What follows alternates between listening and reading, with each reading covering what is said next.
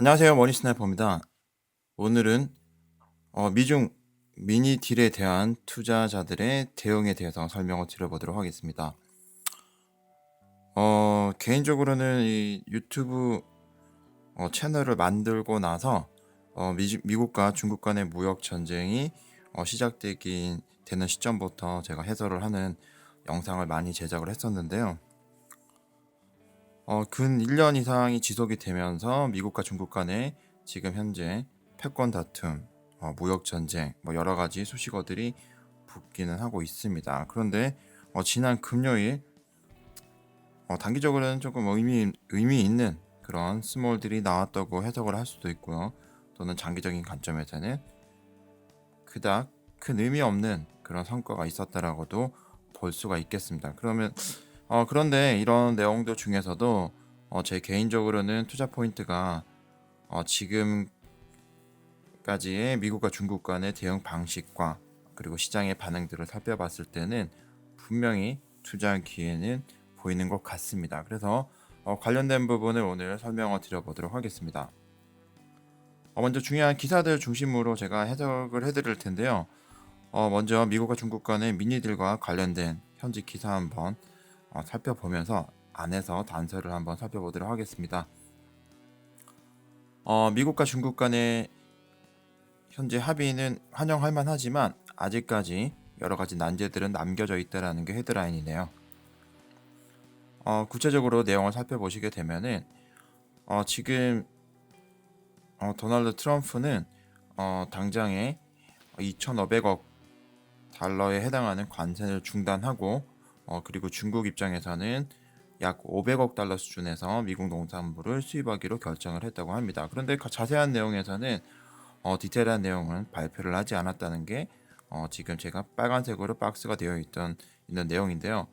먼저 지금 2000년부터 2017년까지 미국에서 중국으로 수출했던 농산물 규모를 보시게 되면은 최근 2011, 12, 13, 14, 15, 16, 17에서 약 한 240억에서 뭐 300억, 맥시멈은 300억 넘어간 적은 없고요.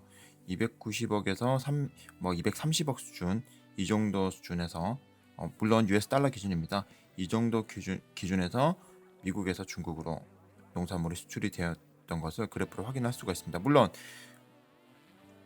무역 전쟁이 본격화되었던 2018년도 경에는 지금 수준보다는 꽤 많은 수준에서 하락을 했습니다. 그리고 미국 입장에서는 농산물을 수출하는 주요 국가로서는 중국과 캐나다 그리고 멕시코가 가장 큰 비중을 차지하고 있죠.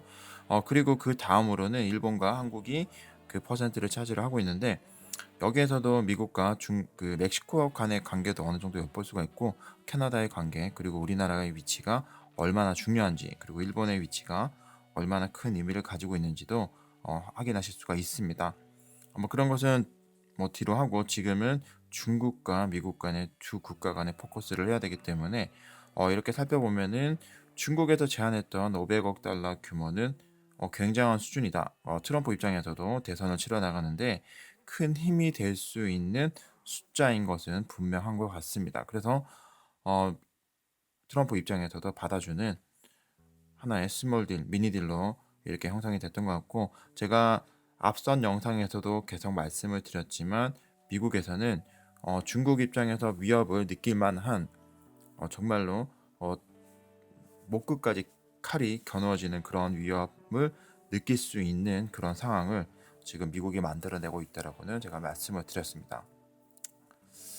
그리고 이제 뒤따라서 전문가들이 이야기를 하기로는 최종적인 합의까지 이루어지기까지는 수년이 걸린다. 그러면 이 수년이 걸리게 되면은 언제든지 금융시장은 다시 후퇴할 수 있다라는 기사가 나오는데 굉장히 어떻게 보면 당연한 얘기죠. 근데 여기서 저희가 착안할 수 있는 것은 지금 현재 미국과 중국 간의 무역 전쟁은 단순히 트럼프가 집권했기 때문에 발생했던 사실이 아니라는 것을 다시 한 번 더 확인할 수 있는 거고 미국과 중국 간에는 앞으로 100년을 두고 힘싸움을 벌이고 있다라고 보시면 되겠습니다. 그리고 여기서 중요한 단서 하나가 나오는데요. 미국은 여전히 12월 15일 기준으로 약 1,600억 규모의 스마트폰을 비롯한 중국으로부터의 수입품의 관세를 부과할 계획을 여전히 가지고 있습니다. 일차적으로 지금 현재 2,500불 상당의 관세는 중단을 하지만 여전히 12월 15일에 약 1,600억 규모의 관세 부과를 앞두고 있다는 것은 여전히 지금 폭탄은 살아있다 이렇게 볼 수가 있고요. 그리고 또 하나 11월 중순에 칠레에서 경제회의가 있는데 이때 트럼프와 시진핑이 만날 수 있다. 경제 그 컨퍼런스에 참석을 해서 두 정상이 만날 수 있다라는 기사가 나오는데 바로 2019년 11월 16일에서 17일까지 칠레에서 에이펙 정상회담이 있습니다. 그래서 여기서 저희는 중요한 투자 단서를 찾을 수가 있죠. 직접적으로 이제 좀 간단한 언어로 설명을 드리면은 지금 현재 스몰 딜은 짧게는 11월 16일, 17일까지 살아있는 것이고요. 그리고 조금 더 길게 본다고 하면은 12월 15일에서 전후로까지 살아있다라는 그런 의미로 보시면 될 것 같습니다.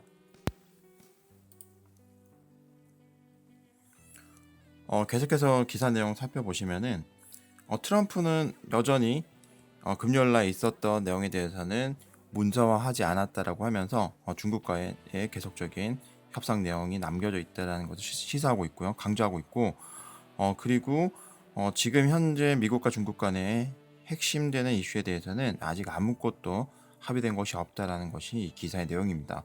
보시면은 미국에서는 지속적으로 중국 정부 주도하에서 이루어지고 있는 로봇과 전장 그리고 첨단 기술 분야에서 정부 주도하에 일어나고 있는 민간 기업에 대한 보조금이라든지 지원이라든지 이런 정부 주도 계획을 처음부터 무효화하는 롤백 할 것을 요구하고 있습니다. 근데 딱 들어봐도 이거는 중국 입장에서 받아들이기가 굉장히 힘든 내용인 것 같고요. 그리고 이렇게 되었을 때는 사실상 중국 입장에서는 모든 권한이나 모든 내용을 내려놔야 된다는 이야기이기 때문에 사실상 미국과 중국 간의 협상이 이루어지는 게 매우 힘들다는 것이 지금 이 내용에서도 저희는 확인하실 수가 있습니다.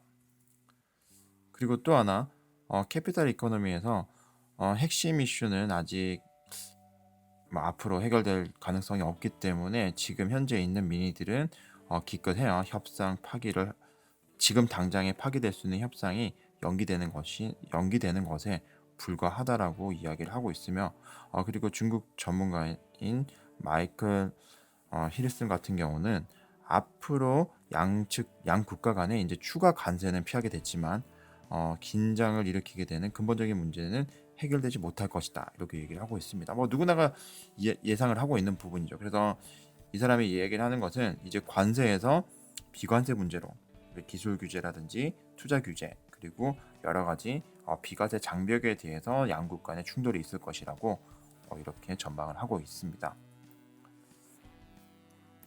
그러면 이런 기사를 뒤로 하고 지금 미국과 중국 간의 작년 4월부터 계속해서 GT에서 하웨이 이렇게 계속적인 이제 분쟁이 미국과 중국 간의 무역 분쟁이 있는 상황인데요.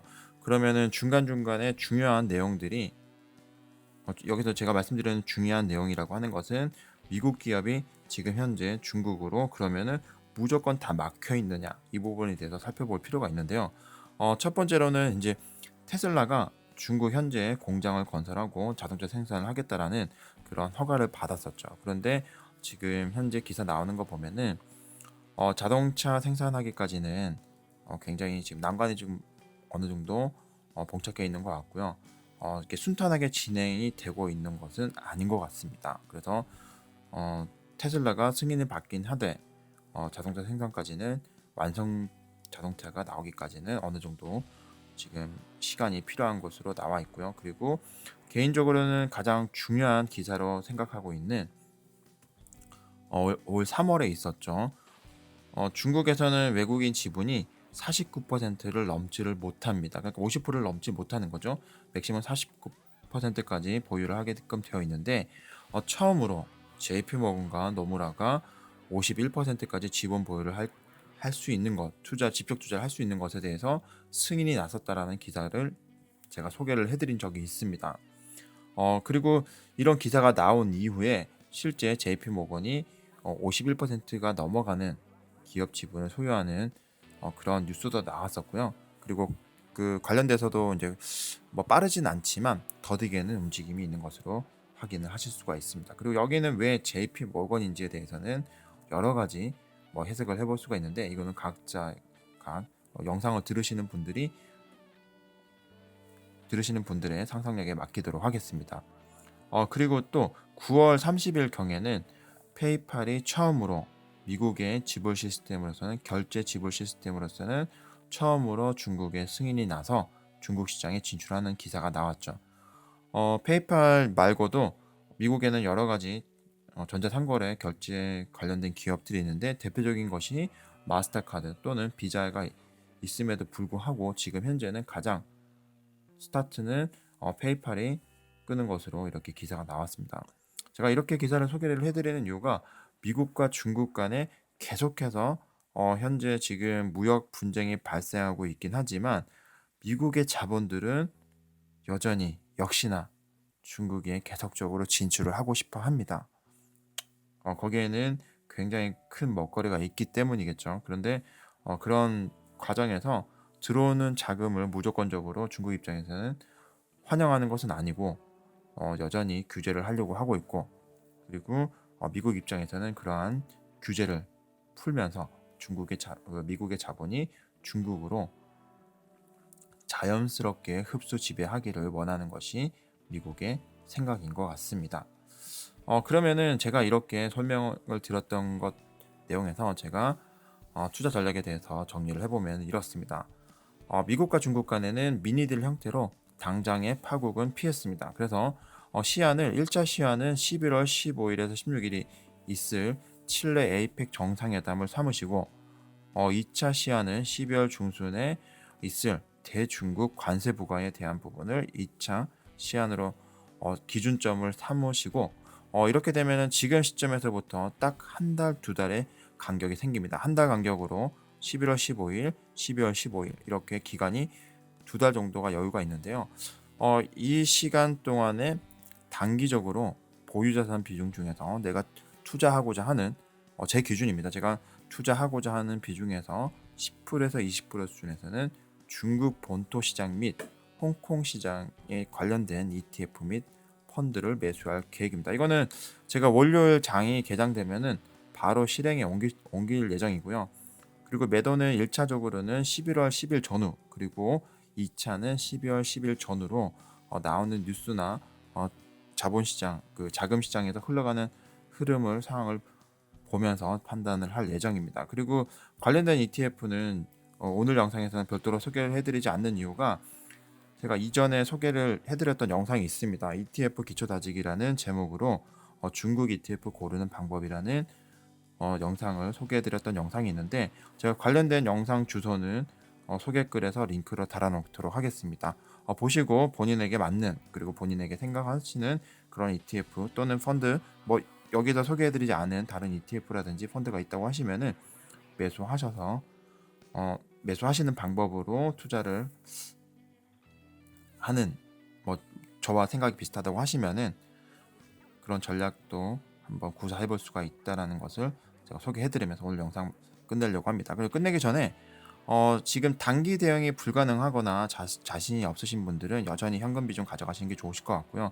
왜냐하면은 지금 현재 있었던 금요일 날 있었던 미국과 중국 간의 합의는 말 그대로 미니딜입니다. 아무것도 현재 일어나진 않았습니다. 그러나 지금 현재 딜의 형태만으로 지금까지 뉴스를 봤을 때는 당장의 미국과 중국 간에는 총은 겨누고 있대 방아쇠는 당기지 않는 형태가 되면은 시장은 또 여기서 기대감이라는 그 에너지를 가지고 다시 한번 더 살짝의 반등을 주긴 하거든요. 그래서 그러한 파도를 저는 타려고 하는 것이고, 뭐 그러한 부분에서 자신이 없다고 하면은 투자를 안 하시고 그냥 현금을 가지시면서 모의 투자 형식으로 연습을 해보시는 것을 추천을 드리겠습니다. 그리고 저의 영상은 항상 말씀을 드리지만 투자 수익률을 담보하거나 투자를 권유하는 것이 아니라는 것을 밝혀드립니다. 그냥 제가 하고 있는 투자 방법, 저의 생각, 그리고 제가 시장에 보면서 어떠한 포인트에서 어떠한 관점에서